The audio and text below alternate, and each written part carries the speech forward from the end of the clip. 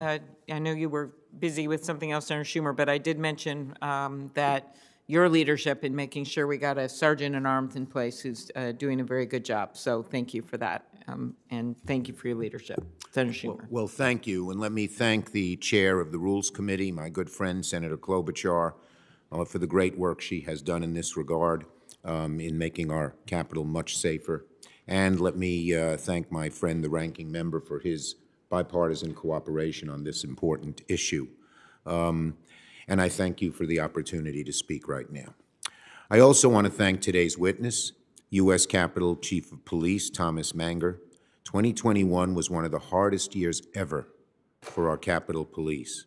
But Chief Manger has done an outstanding job in his first few months ushering necessary reforms to the department. He'll be the first to say the job is not done, but today the Capitol is a whole lot safer than it was a year ago, and I commend him for his leadership. I feel safe walking around the halls of this hallowed building.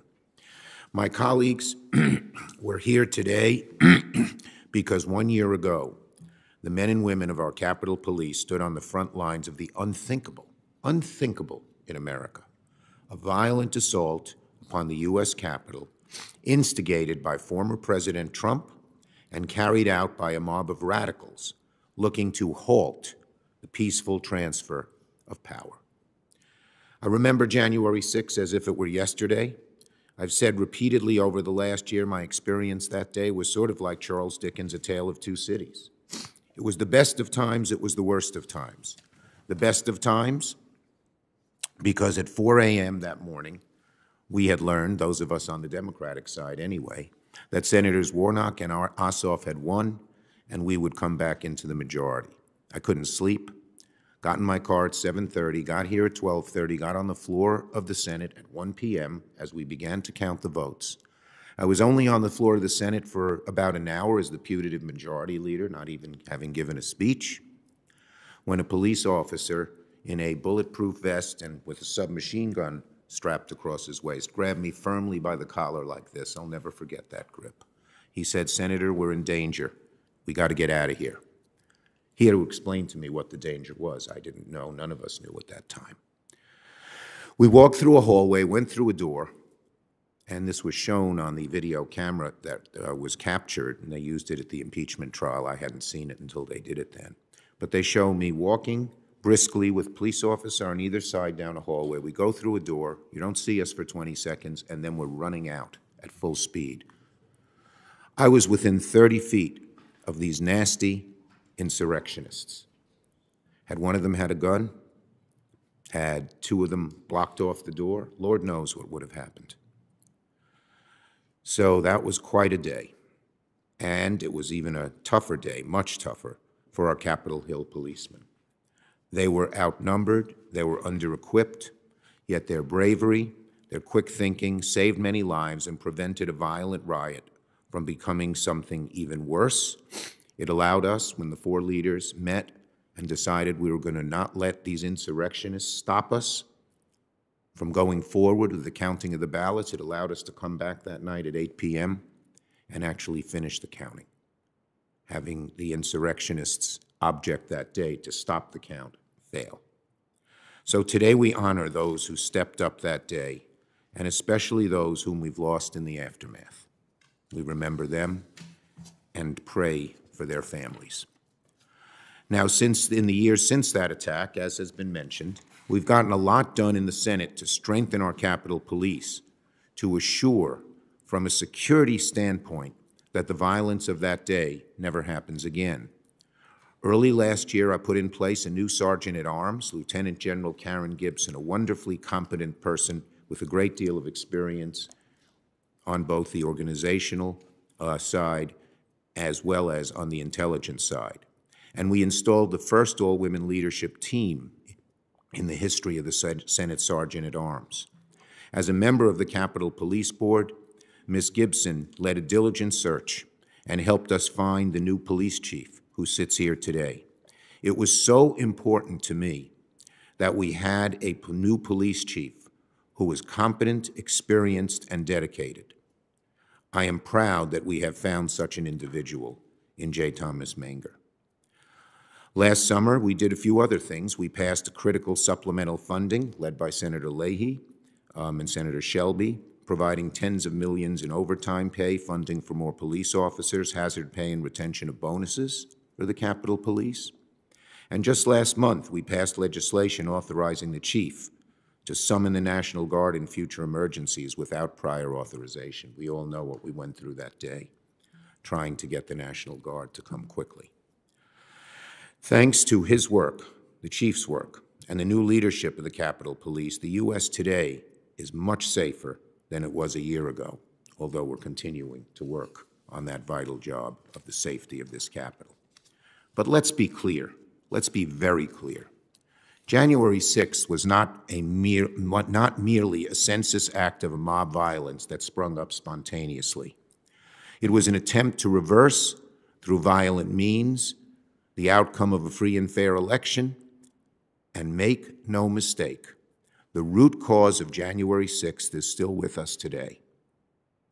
It is the big lie, pushed by Donald Trump, that is undermining faith in our political system and making our democracy, our country, less safe.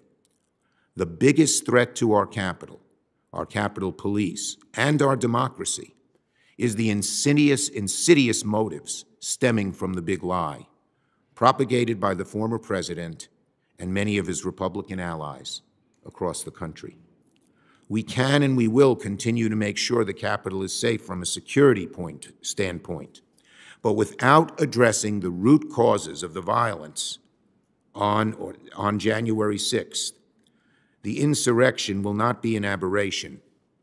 It could well become the norm. And just like the Senate has the power to pass legislation supporting our Capitol Police force, we have the same power and obligation to pass legislation to address these root causes that brought the big lie to life.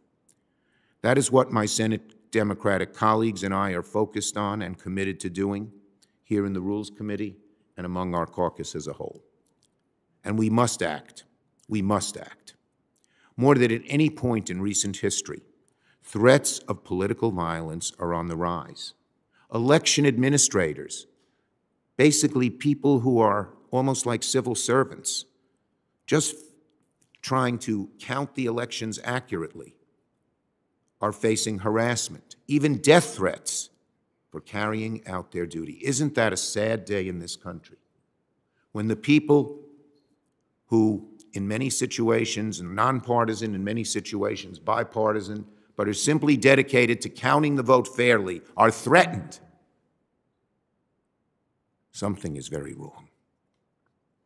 By one measure, nearly a third of those who count the votes say they feel less safe on the job, and many, many, many of them are quitting because they fear for their safety. What has this country come to when that happens? When the wellspring of our democracy, the fair, unbiased counting of the votes, which has been part of our hallmark in this country since we've started, which is the root of democracy, when people who do that are threatened with violence, what has come of our country? So we must act. We must act. My colleagues, the threats that I have mentioned are the symptoms of an illness festering deep within the bones of our democracy. And unless we confront the big lie, unless all of us do our part to fortify and strengthen our democracy, the political violence of January 6th risks becoming little more than a taste of dangers to come. All of us have a role to play to protect our democratic system. Everyone, from our Capitol Police to the voting public, to those of us entrusted to serve in elected office. And again, just as the Capitol Police have taken the experience of January 6th to institute reforms for the future, every member of the United States Senate is called on to do the same, to reckon with the lessons of that terrible day, and to take action to cure America of the disease of the big lie. That means passing legislation to protect our democracy from subversion and safeguard the right to vote. including the John Lewis Voting Rights Advancement Act and the Freedom to Vote Act. In the weeks to come, I look forward to working with all my colleagues to achieve this goal. For now, let me close again by thanking Chief Manger for being here and for leading his department in making the changes necessary to prepare for the future. And let me thank Senator Klobuchar, Senator Blunt, and the Rules Committee for their role. I know it's not easy work. I know at times it's been met with resistance, but I commend you, Captain, for keeping your eye on the big picture and for doing your part to protect our democracy. It is my hope the Senate can follow